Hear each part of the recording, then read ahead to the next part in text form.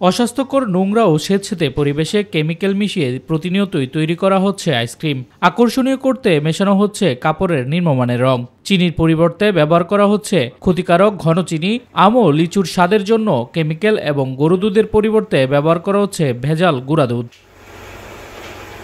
বিএসটির অনুমোদন না নিয়েই ভোলার দৌলতখানে গড়ে ওঠা আইসক্রিম তৈরির কারখানায় অস্বাস্থ্যকর উপকরণ দিয়ে তৈরি করা হচ্ছে আইসক্রিম। বাহারি মোড়কে সরবরাহ করা হচ্ছে শহর থেকে গ্রামের বিভিন্ন দোকানে। এ সকল অস্বাস্থ্যকর খাদ্যদ্রব্যের বিরুদ্ধে অভিযানের দাবি এলাকাবাসীর। নিজের লাভের জন্য যে আইসক্রিম বাজারে বিক্রি করছে তা যে ফুড কালার যে সমস্ত রঙগুলি দিয়েছে সেগুলো সম্পূর্ণ মানুষের জন্য ক্যান্সারের ঝুঁকিপূর্ণ। কিছু কিছু আইসক্রিম স্বনামে বেনামে বা অস্বাস্থ্যকর পরিবেশে তৈরি হয়।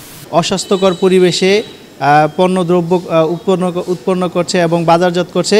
যে কেমিক্যালটা ইউজ করে এই কেমিক্যাল যদি স্বাস্থ্যসম্মত না হয় তাহলে তো অবশ্যই এটা বাচ্চাদের জন্য ক্ষতিকর। চিকিৎসকরা বলছে ক্ষতিকারক এসব উপকরণে ক্যান্সারের মতো ভয়াবহ রোগে আক্রান্ত হওয়ার শঙ্কা রয়েছে। যে ধরনের ফুড গ্রেডেড কালার আছে এগুলাতে আমাদের কোমলমতি শিশুদের এবং জনস্বাস্থ্যের সকলের ক্যান্সার হওয়ার অনেক বড় সম্ভাবনা থেকে যেতে পারে। এই বিষয়গুলোতে কর্তৃপক্ষের সুনির্দিষ্ট এবং সুনির্দিষ্ট ব্যবস্থা গ্রহণ করা অতি সত্ত্বর জরুরি। অনুমোদনহীন আইসক্রিম তৈরি ও প্যাকেটের ওপর মিথ্যা বিজ্ঞাপন দ্বারা প্রতারণার অপরাধে আইসক্রিম কারখানার বিরুদ্ধে অভিযান অব্যাহত রয়েছে বলে জানান এই কর্মকর্তা। পাশাপাশি আমরা এখানে বেশ কিছু উৎপাদিত আইসক্রিম পেয়েছি, সেটি আমরা সকলের সামনে আমরা এখানে ধ্বংস করেছি।